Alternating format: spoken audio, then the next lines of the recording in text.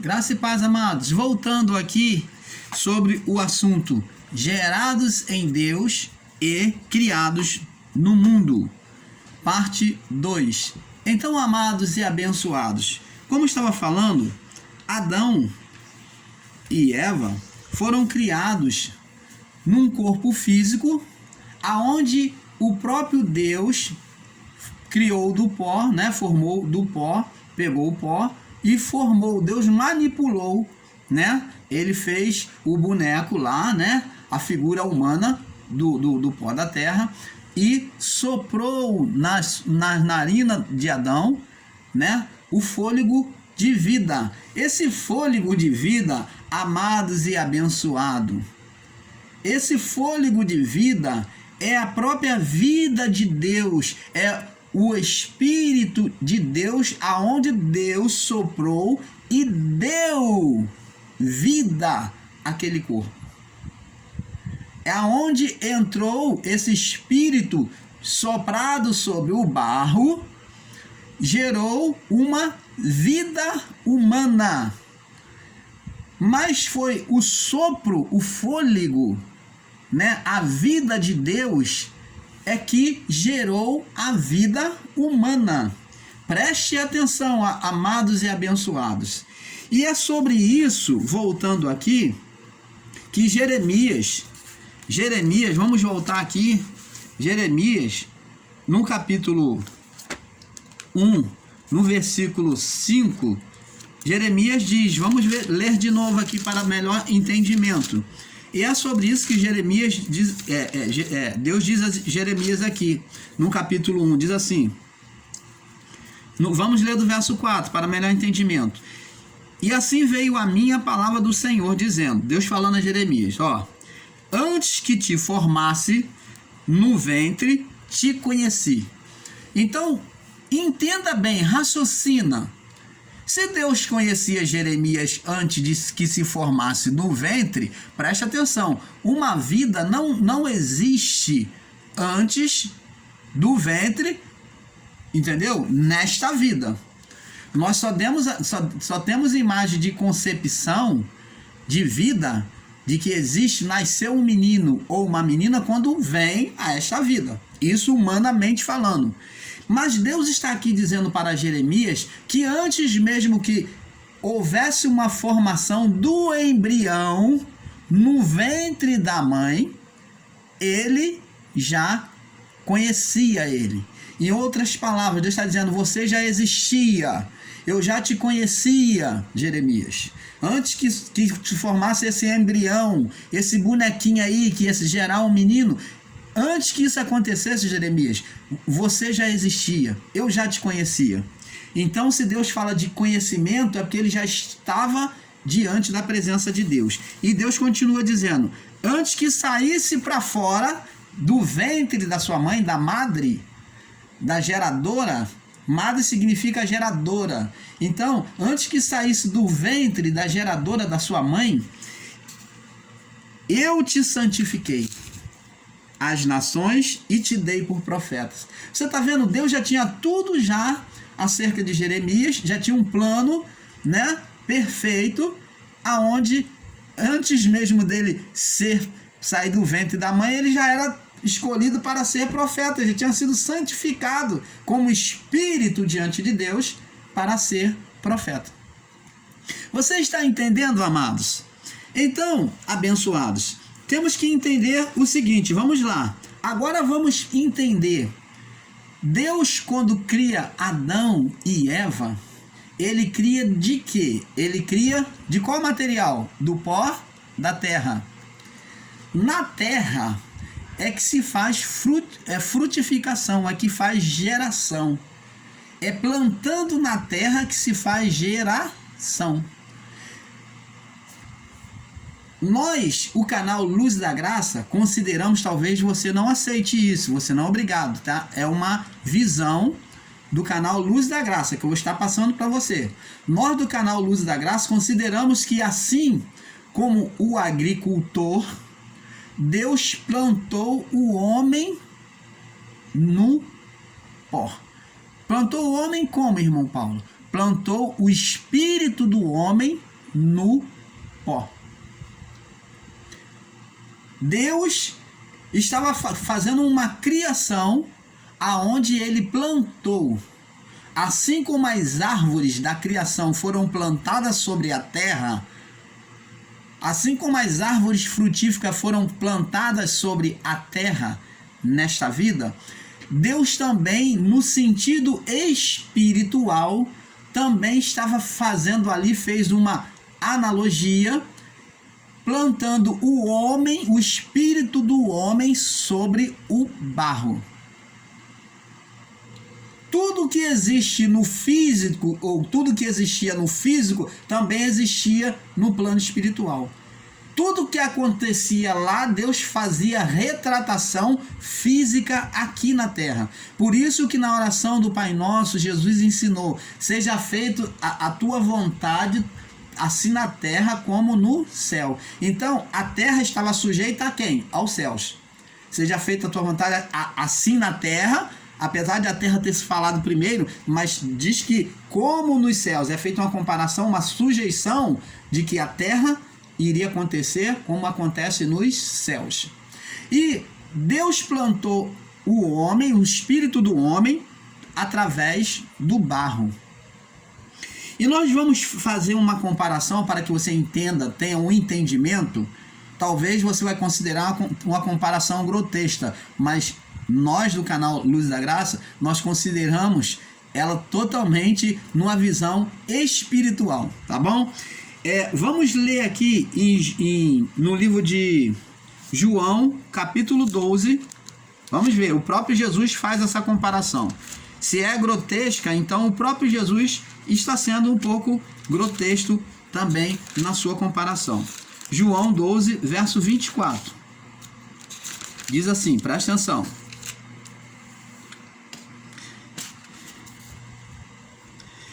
Na verdade, vos digo que se o grão de trigo, Jesus faz uma comparação do grão de trigo, olha que ele mesmo usa a comparação. Se o grão de trigo caindo na terra não morrer, fica ele só, mas se morrer, dá muito fruto. Então, preste atenção, Jesus ele fala que esse grão de trigo é ele mesmo, ele está falando da sua morte, da sua entrega na cruz, que ele iria frutificar vidas para Deus. Ele iria salvar os espíritos que estavam em condenação, em prisão. Então ele disse, se o grão de trigo cair na terra, ele não morrer, então ele tinha que suportar a morte, o sacrifício da cruz, para que ele viesse frutificar. É isso que ele está dizendo. Então Jesus se compara aqui como um grão de trigo. Então você vê que ele mesmo se compara como uma semente plantada num corpo. Aonde é que esse grão de trigo tinha que cair na terra? Qual terra? Terra humana. Ele tinha que ser humano, ele tinha que estar na carne e se sujeitar à carne. Ele tinha que estar na terra, ele tinha que se sujeitar à terra e morrer na sua vontade. Esse morrer é morrer na vontade humana. Então o grão de trigo tinha que morrer na sua vontade humana, para que ele viesse frutificar, agradar a Deus e salvar vidas. Você está entendendo, amado? Então, Jesus, ele que se compara ao grão de trigo. E Adão e Eva foram plantados também sobre a terra, ao pó. Recebe esse mistério, amados e abençoados. Adão e Eva foram plantados sobre o pó. No sentido espiritual, para Deus, Deus estava fazendo um plantio, uma criação de plantio, com um corpo agora diferente dos anjos, é um corpo físico glorificado. Quando os anjos tinham o corpo celestial glorificado, eles tinham o corpo dos céus, e agora Deus vem fazer um plantio com um corpo na terra. Deus pega a terra, o pó, e vem plantar sobre ela. Por isso que Jesus, ele fala da parábola do agricultor como Deus, como o Pai, o agricultor. Eu sou o lavrador e meu pai o agricultor. Então, Jesus ele fala, eu sou a videira verdadeira, aliás, me perdoe. Ele diz, eu sou a videira, ele se coloca como uma planta plantada onde? No corpo, por Deus. No pó, uma planta, um espírito plantado no corpo. Ele fala, eu sou a videira verdadeira e meu pai o agricultor. Então, Deus ele cria um jardim, cria a terra, cria um jardim, põe um homem no jardim. Você está vendo que Deus está fazendo uma agricultura? Ele bota o homem como agricultor de tudo e ele também é o agricultor espiritual de tudo, de todas as coisas. Ele também vem fazer a sua agricultura por meio do plantio do espírito no corpo. Você está entendendo, amados? Vamos ver outro exemplo aqui em João, capítulo 15. Ainda em João, vamos ver no capítulo 15, no verso 1 ao 12. Diz assim, aquilo que eu acabei de falar agora. Vamos lá.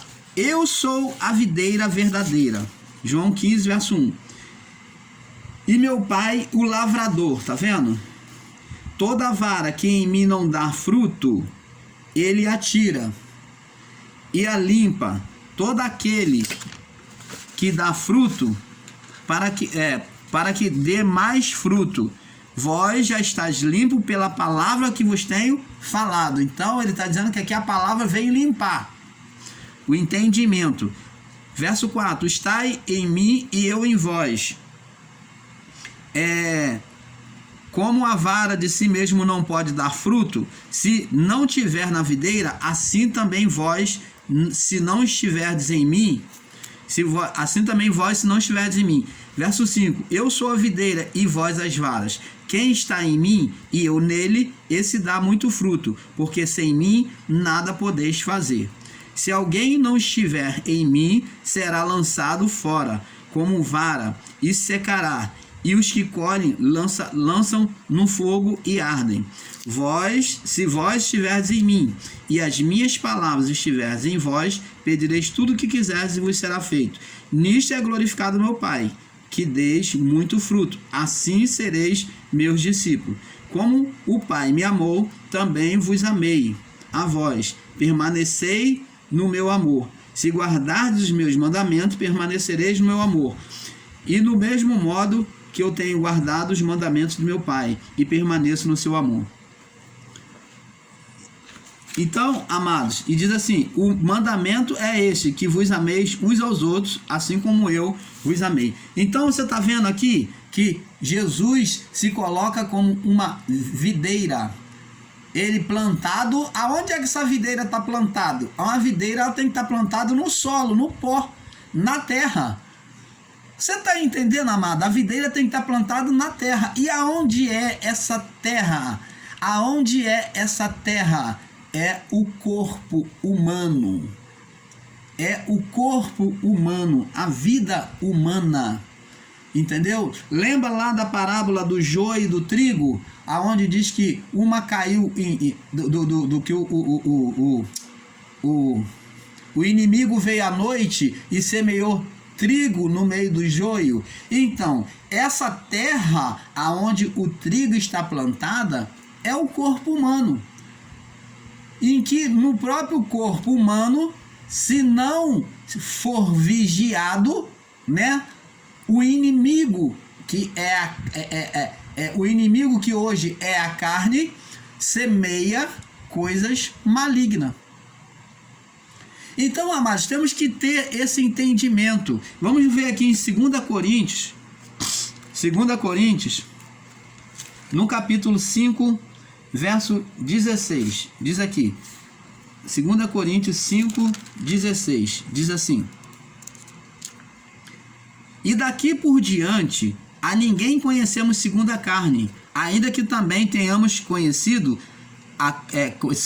Cristo segundo a carne, contudo, agora já não conhecemos deste modo. Então o apóstolo Paulo fala de que, o apóstolo Paulo está mostrando que nós não somos o que vemos. O nosso valor espiritual está no espírito e não no corpo. Por isso que ele diz: a ninguém conhecemos segundo a carne. Preste atenção. Aí agora o canal Luzes da Graça vem trazer o seguinte entendimento para você. Preste atenção. Se nós formos olhar as pessoas segundo a carne, ou se Deus for olhar a nossa vida segundo a carne, como os homens olham, por isso que a palavra de Deus falou: porque os meus pensamentos não são os vossos pensamentos, e nem os meus caminhos os vossos caminhos. O olhar de Deus é espiritual e não físico.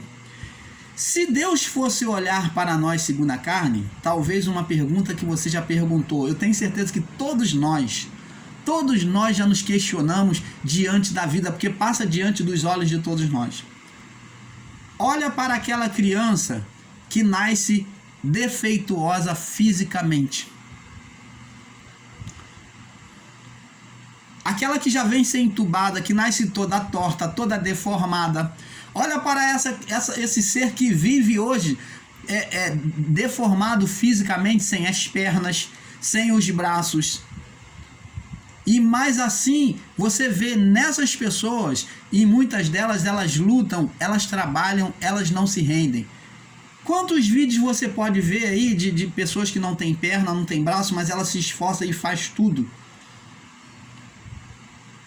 Não tem perna, não tem braço, tem as suas limitações físicas, mas aí é que você vai enxergar agora com nitidez.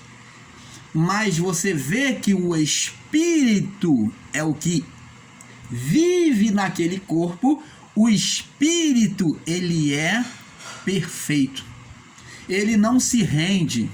Ele não se entrega. Você vê aí, são pessoas que às vezes entram aí para Olimpíadas aí com defeitos físicos, para serem exemplos para muitos. Nós temos vários vídeos aí na internet, você vê pessoas amputadas, pessoas que já nasceram sem as pernas, ou que tem os braços, não tem os braços, ou que tem o braço defeituoso, pessoa que tem problema na fala, mas muito inteligente.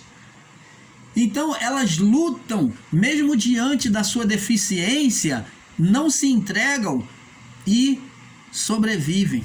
Vencem mesmo diante das dificuldades, das limitações humanas. Isto que está dentro desta pessoa, que é o espírito, a vida da pessoa. Deus, o valoroso para Deus é o que existe dentro de nós, porque se Deus ele escolhesse, se Deus ele fosse julgar e olhar a nossa vida segundo a carne, esse Deus seria o mais miserável, o mais injusto, o mais imperfeito. Mas como prova de que Deus não é injusto, de que Deus não é imperfeito, é que ele permite, mesmo diante dessas deformidades no corpo, deficiência no corpo, limitações no corpo, mas porque ele sabe que o que é para ele, o que volta para ele é o espírito, e o espírito volta perfeito, o espírito não volta manco, o espírito não volta cego, não volta surdo, não volta mudo, não volta coxo, não volta deficiente em nada, nem cardíaco, nem com problema nenhum, porque o espírito ele é perfeito. Você está entendendo, amado? Nós, quando olhamos o nosso semelhante com essas deficiências, nós sentimos pena.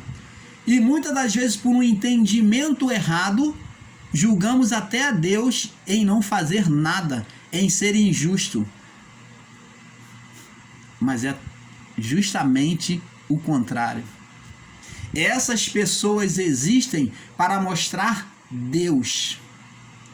Essas pessoas existem para ser de exemplo para aqueles que se entregam na vida, que vivem a reclamar, porque Deus permite e permitiu para ser exemplo, como um quadro, como uma moldura a ser admirada e a pessoa tomar aquela vida ali como exemplo.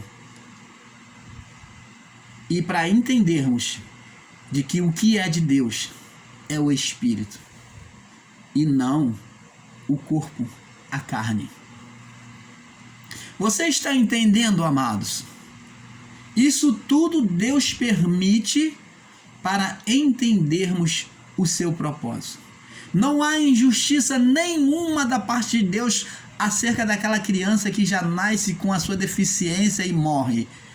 Que nem chegou a nascer, já nasce com problema pulmonar, cardíaco, já nasce torta, já nasce deficiente. Se viver, vai glorificar a Deus, e se morrer também vai glorificar a Deus do mesmo jeito, porque aquele espírito vai para Deus da mesma forma.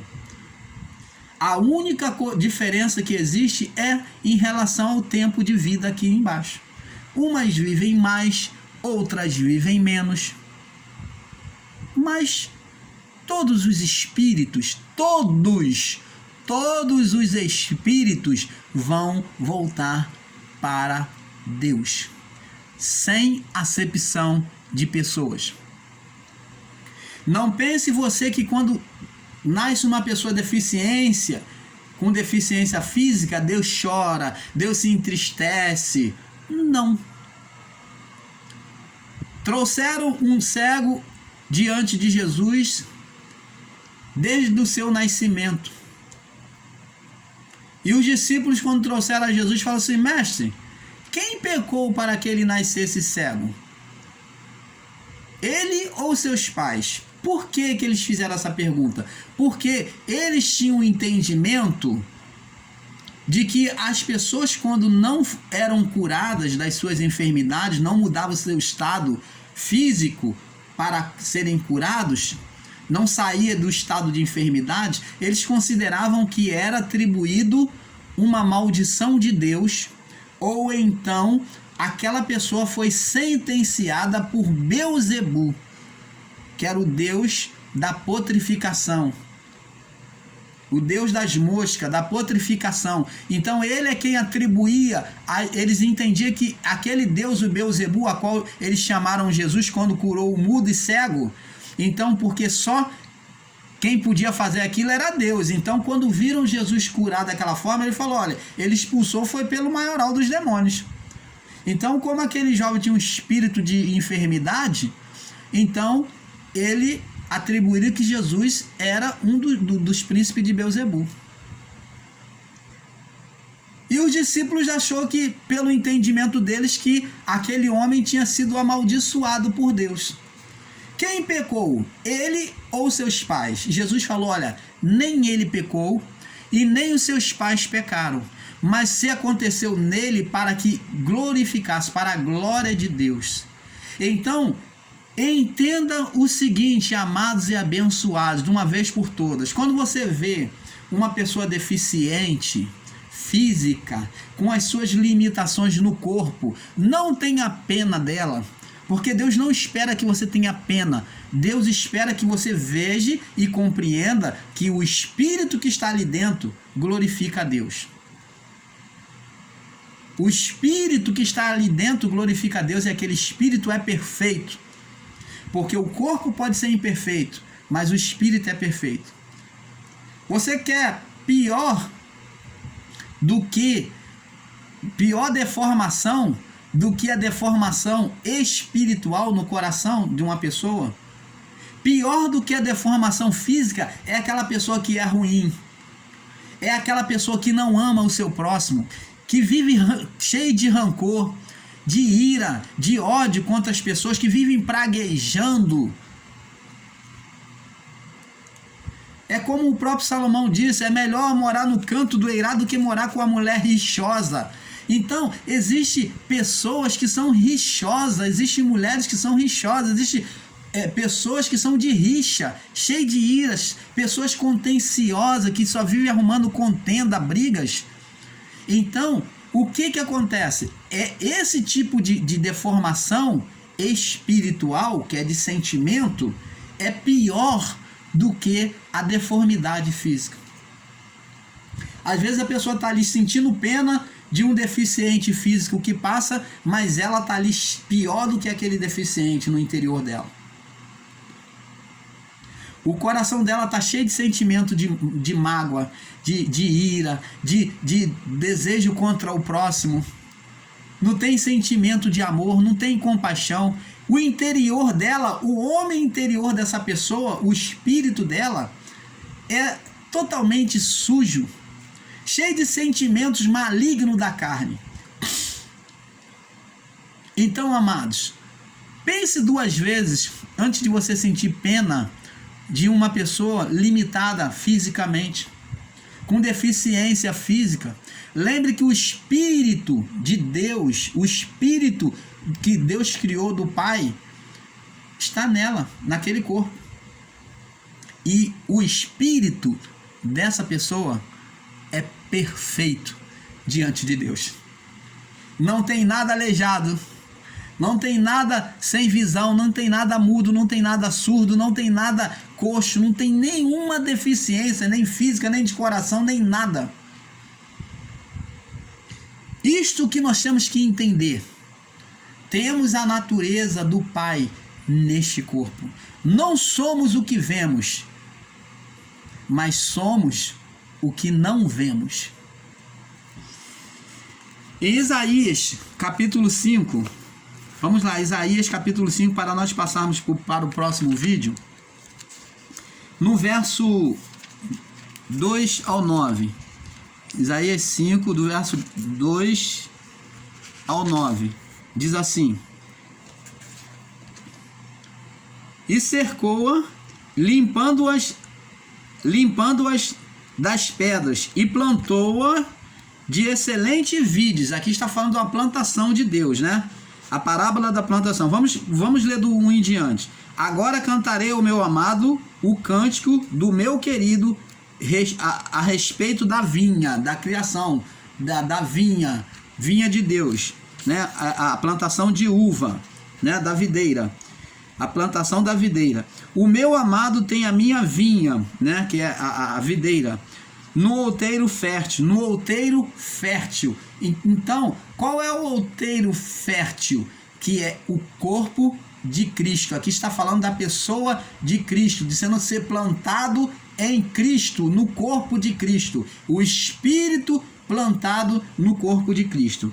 E diz aqui: e cercou-a e limpou-a das pedras, plantou-a de excelentes vides, e edificou no meio delas uma torre, e também construiu nela um lagar, e esperava que desse uvas boas, porém deu uvas bravas.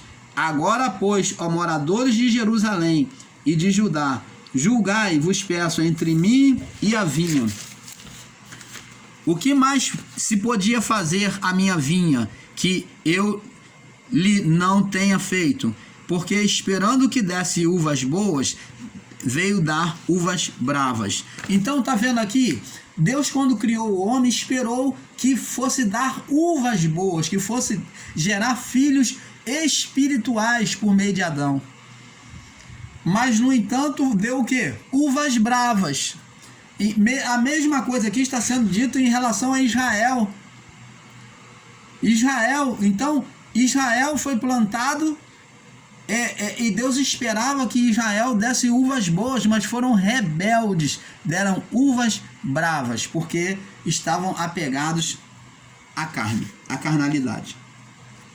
Então, vamos ver aqui, vamos passar para o próximo vídeo, né? Gerados em Deus e criados no mundo, parte 3, para nós terminarmos esse vídeo. Então, fique na paz, um pouco aqui, um pouco ali, e eu espero que você esteja tendo um perfeito entendimento do Pai, porque é para isso que o canal Luz da Graça ele existe, para levar você ao entendimento perfeito. A cada dia um pouquinho vamos nos descobrindo no Pai, em Deus, tá bom? Fique na paz, vamos para o próximo vídeo na parte 3. Paz.